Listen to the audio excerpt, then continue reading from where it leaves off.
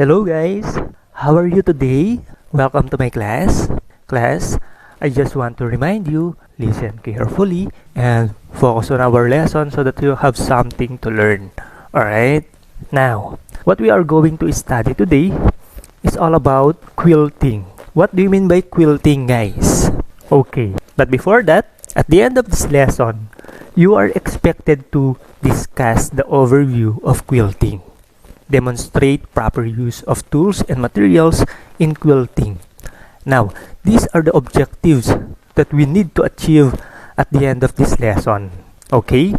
The first one, discuss the overview of quilting. Why do we need to discuss the overview of quilting? What do you mean by overview? Overview means a general review or summary. We need to discuss the overview of quilting, guys, so that we know what is contained in quilting and so that we know what is its significance. Para malaman natin kung ano ba ang nakapaloob sa quilting, kung ano ba ang kahalagahan nito sa bawat isa, kung bakit tayo gumagawa ng quilt. Okay? The second one, demonstrate proper use of tools and materials in quilting. Guys, we need to demonstrate how to properly use tools and materials when we make a quilt so that we can do our job properly and correctly. Kailangan natin i-demonstrate yan, guys, no? Kung paano ang tamang paggamit ng mga tools and materials kapag gumagawa tayo ng quilt upang maisagawa natin na maayos at tama ang ating trabaho. Alright? Those are the objectives that we need to achieve at the end of this lesson. Now, for today's lesson, we will talk about quilting. Quilting is the stitches which holds the three layers of the quilt, yung tinatawag nating sandwich, together while forming a decorative design. Quilting, guys, quilting, it is the term given to the process of joining a minimum of 3 layers of fabric together, either through stitching manually by hand using a needle and thread or mechanically with a sewing machine. Kaya siya tinawag na sandwich. Ito yung proseso ng pagtatahi na kung saan pinagsasama-sama natin yung 3 piraso, yung 3 layers of fabric. Alright? Pinagpapatong-patong natin yung 3 layers ng tela at dun natin siya tatahiin. Kaya siya tinawag na sandwich. Alright? Now, what is the purpose of quilting? The purpose of quilting, guys, is to both secure the 3 layers of the quilt so that it does not shift over time and to provide a decorative element to the finished project. Ang purpose niyan ng quilting ay masiguro natin na maging matibay lalo yung produkto na ating ginagawa, yung quilt na ating ginagawa. Okay? Next, we have parts of a quilt, the top, batting, and bottom. Ayan, kung makikita nyo. When we say top, it is the topmost layer of a quilt, guys. Ito yung nasa itaas. Ito yung tela na nasa itaas. Alright, this is usually the part of the quilt that is decorated with intricate patchwork patterns or applique. When we say patchwork, ito yung tagpi-tagping tela o yung tela na nasa itaas. It is a small pieces of cloth in different designs are sewn together. Maaari din namang plain lang siya. Ikaw na mismo yung gagawa ng disenyo. Okay?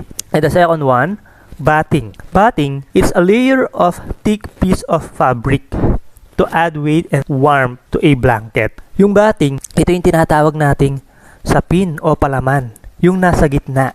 Okay? And the bottom is the bottom layer of a quilt, yung nasa ibaba. This is usually a whole piece of fabric.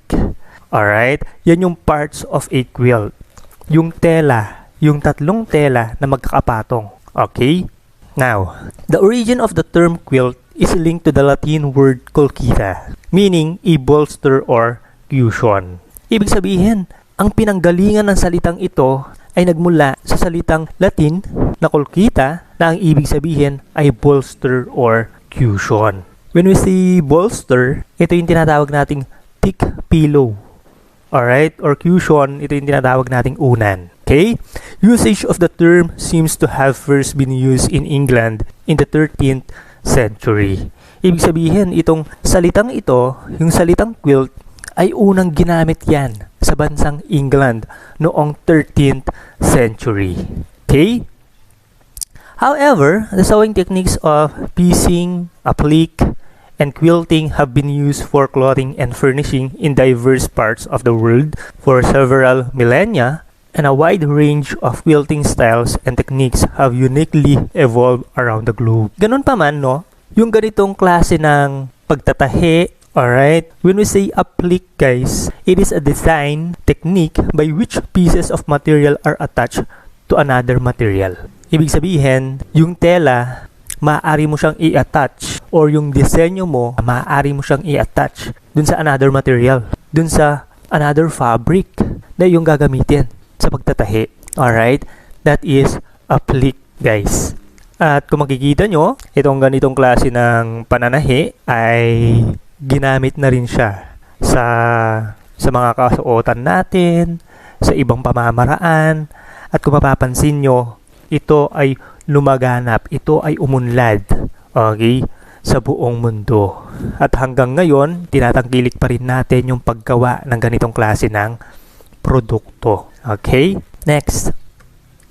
We have two ways of quilting, guys. We have hand quilting and machine quilting. Hand quilting, it is usually done in a quilting hoop or a quilting frame using special needles called betweens and quilting thread. Hand quilting, guys, hand quilting, it is a traditional method of sewing the 3 layers of a quilt, the top, batting, and the bottom, alright, together by hand using a needle and thread. These stitches are usually executed with one hand and the other hand kept underneath to feel for the needle. When we say hand quilting, guys, ito yung karaniwang ginagawa natin na pagtatahi gamit lang ang ating mga kamay. Okay, sa pamamagitan ng mga karayom at sinulid, maaari na tayo makagawa ng ganitong klase ng produkto ng pananahi.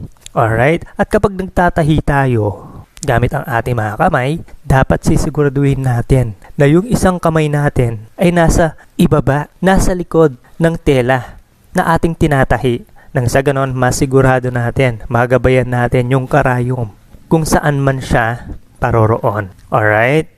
Okay, the second one, machine quilting. It is usually done on a regular sewing machine using walking foot to help all the layers fit smoothly through the machine. Ayan. Machine quilting, guys, is the better approach. Mas magandang gamitin daw ang makina sa pagtatahi. Bakit? Although hand stitching gives you more idea to express your creativity and give it more authentic appearance, machine quilting is actually stronger and often the choice for functional quilts. Kasi yung machine quilting, guys, kapag makina yung ginagamit natin sa pagtatahi, mas matibay yung kalalabasan. Although maganda rin yung hand quilting, yung gamit yung ating mga kamay sa pananahi, mas marami tayong maiisip or magagawang disenyo, pero iba pa rin kapag makina ang gamit natin.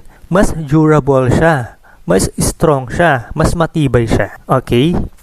We have types of quilting, guys. Ito yung mga iba't ibang uri, mga iba't ibang klase ng pananahi. Bakit natin ito kailangan malaman? Kailangan natin malaman ito, guys. Kailangan natin matutunan ito. Nang sa ganon, malaman natin kung ano nga ba yung kahalagahan nito para malaman natin yung iba't ibang uri, iba't ibang klase ng pananahi. Alright? Next. The first one, ditch. When we say ditch, it's a quilting very close to the seam line of a patch, block, or border. Quilting in the ditch usually done on low side of the seam line, the side without the seam allowance, and it is almost invisible. Ayan. When we say ditch, guys, ditch means that you quilt by following along the patchwork seam lines. Ibig sabihin, sinusundan mo yung patchwork seam lines. Ano nga ba yung patchwork seam lines? Ito yung mga tagpi-tagping tela na kung saan pinagsama na tinahi. Ngayon, susundan mo yung linya na kung saan sila tinahi. And then, dun mo siya mismo tatahiin. Alright? As I said a while back, patchwork, these are small pieces of cloth in different designs are sewn together. Ayan, kung makikita nyo, no, yung block or border, pinagsama-sama yan. pinagtagpi-tagpi yan, then tinahi sila. Ngayon, yung ditch quilting, dito mo sila mismo tatahiin kung saan sila tinahi, nang sa ganon kapag natapos na yung process, hindi siya masyadong halata. Alright? It is almost invisible, guys. Now, what is the main purpose of stitching in the ditch? Stitching in the ditch between borders, guys, helps stabilize the fabric, maintaining straight lines and preventing distortion. Ang purpose ng ditch quilting ay para mas maging matibay yung tela na ating tinatahi. Alright? Para hindi siya agad masira. Uulitin ko, yung ditch, tatahiin mo siya kung saan mismo tinahi, pinagtagpi, pinagdikit yung mga tela. Alright? Next, outline. Outline, a quilting inside each patch, usually about 1/4 inch away from the seam line. This method avoids seam allowances and lends the most strength to the quilt. Ayan. When we say outline quilting, guys, it is a single row of quilting stitches that outline a piece or a plique shape or another quilted design. This row of stitching around a shape will emphasize the shape. What do you mean by emphasize? Binibigyang diin niya. Pinapakita niya yung disenyo. Mas ine-emphasize niya yung disenyo. Okay? To make more clearly defined. Ibig sabihin, kung ano yung disenyo na nakalagay doon sa tela, ibig sabihin, tatahiin niya yon. I-outline niya upang mas maipakita pa niya lalo, upang ma-emphasize niya lalo yung disenyo. Alright? Outline. Next, motif. Motif, it is a quilting that follows the line of a design that is drawn onto the quilt top. Examples of motif: flowers, birds, feathers, hearts, and etc. When you see motif, motif is a thing, guys. A leaf, flower, a star, heart, birds are all examples of quilting motifs. Ano nga ba yung motif? Yung paksa. It is a design applied to a garment or textile.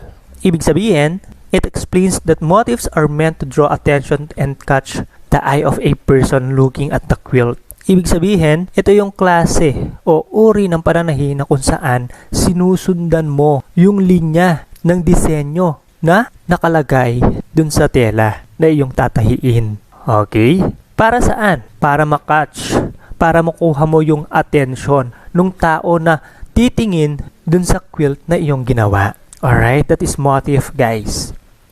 Next, accent. Accent is a quilting that complements rather than follow existing seam lines. Ayan, what do you notice, guys? Accent, guys, it is a quilting contribute extra features to something, to fabric or cloth, and to enhance or improve it. As you can see, guys, it does not follow the seam line, but it fits the design in front of it or around it to fill the design on the fabric used so to make the quilting. Ibig sabihin, hindi niya sinusundan yung seam line, yung pagkakatahi ng tela. Bagkos, pinupuno niya lahat ng disenyo, yung tela na iyong tinatahi. Alright? Okay, next. Selective. Selective, it is a quilting only a certain portion of a design to emphasize them. When we say selective, guys, it is a method of quilting used for piece or applique quilts. Selective quilts allows the quilter some creative freedom. Anong ibig sabihin nito? Ikaw bilang nagtatahi, meron kang kalayaan. Kung ano yung gusto mong tahiin lamang. Kung anong part lamang yung gusto mong tahiin. Alright? In this type of sewing, only other parts of the design are sewn to still show the beauty and overall design of the sewing. Okay? Ito yung isang uri ng pananahi na kung saan meron tayong kalayaan. Ito yung kagustuhan natin. Kung ano man yung parte ng tela na gusto nating tahiin. Ayan. Pero, may ipapakita pa rin natin, may i-emphasize pa rin natin yung disenyo na ating tinatahi. Alright? That is selective, guys. Next, fill. When you say fill, it is a quilting that fills in and flattens background or negative space in the quilt top to make that primary design stand out. fill guys, it is used in various sewing and quilting projects. Kadalasan ginagawa itong uri ng pananahi na ito kapag gumagawa tayo or kapag nagtatahi tayo ng iba't ibang klase ng tela. Many quilter doing this type of sewing to reflect the basic or primary beauty of the design. Ayan, ibig sabihin, finifill niya lahat.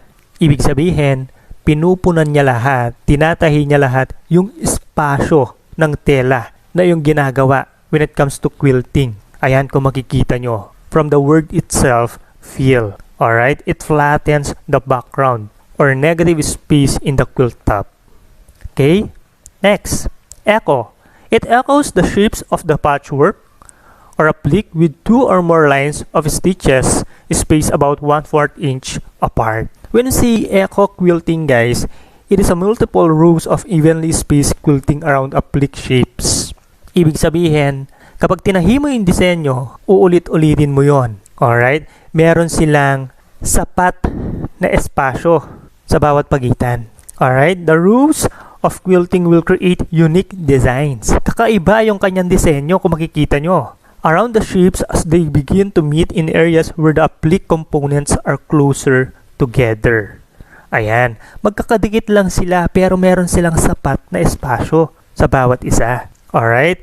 Echo quilting can be done by hand or machine. Maaari natin gawin ito, maaari natin tahiin ito, alright, sa pamamagitan lang ng ating mga kamay. Or, maaari din tayong gumamit ng sewing machine. Okay? Next. Channel. A quilting done in straight parallel lines. When we say channel quilting guys, it is simply straight lines, kung makikita nyo, which form channels. Alright, across the surface of the quilt. Diretso lang siya. Okay, channel quilting is straight line machine quilting that runs in parallel lines in only one direction, usually vertical. Ito yung isang uri ng pananahi na kung saan diretso lang yung seam lines niya. Alright, kung makikita nyo. That is channel guys. Next, cross-hatching. Cross-hatching, it is a straight line quilting done in a grid pattern. Ayan. This grid can be straight or diagonal and can form either squares or diamonds where the lines cross. Cross-hatching guys, meaning to say, to mark with 2 series of parallel lines that intersect. Ibig sabihin, ito yung uri ng pananahi na kung saan nag-intersect or nagmi-meet yung seam lines nila. Okay? Ayan. That is cross-hatching. Next, meandering. When we say meandering is a quilting done freehand in random curved lines and swirls. Ayan. Meandering guys, this quilting does not follow any pattern. Wala siyang sinusundan na disenyo. Wala siyang sinusundan na pattern. Alright? But depends completely on the quilter's desire. Depende sa'yo, sa nagtatahi, kung anong disenyo or kung saan paroroon yung mga seam line, yung mga tahi na iyong ginagawa. Alright? Lines should not cross or touch each other. Sa ganitong uri ng pananahi, yung meandering, hindi sila nagkakadikit ng mga seam lines. Dahil kapag nagkadikit yung mga yan, hindi na siya matatawag na meandering. Okay, next. Stippling. Stippling, very closely spaced echo or meandering stitches meant to flatten down an area completely. The term stipple quilting guys refers to free motion. Alright? As you can see, lines of stitching do not intersect or touch. Sa madaling salita, hindi nag-i-intersect, hindi nagkakadikit, hindi nagmi-meet yung mga seam lines ng stippling. Kaya kung makikita nyo, meron siyang kombinasyon ng echo and meandering. Alright? Stippling has a very unique texture that appears to flatten or recede into the background of a quilt. Yung ganitong uri ng pananahi, ibig sabihin, pinapatag niya yung surface ng tela na iyong ginagawa. Ibig sabihin, meron siyang kakaibang texture. If you notice, the stippling has a combination of meandering and echo because the meandering does not follow the design. Wala siyang sinusundan na disenyo. And the echo in turn has an equal stitching space. Meron silang sapat na espasyo. Hindi sila nag-i-intersect, hindi sila nagmi-meet, hindi sila nagkakadikit. That is stippling. Okay? And last one, all over. Ayan. All over quilting that fills the entire top in a design that completely ignores the seam lines. when we say all-over quilting designs are uniformly placed over the entire quilt surface. Ibig sabihin, hindi niya sinusundan yung seam lines. Nasa sa iyo na lang na quilter or nagtatahi kung anong disenyo yung gagawin mo to flatten, to fill in the entire top in a design. Alright? Now, what is the main purpose of all-over? All-over add a beautiful quilting design that covers your entire quilt. Ibig sabihin, dinadagdagan mo ng disenyo yung quilt na iyong ginagawa in order to cover your entire quilt. Alright. That is all over, guys. And those are the different types of quilting, guys. And here ends our lesson about quilting. Next meeting, we will talk about the tools and materials used in quilting. Thank you for listening, guys. Thank you for your time. I hope you have learned a lot from our lesson. Good day and God bless you all.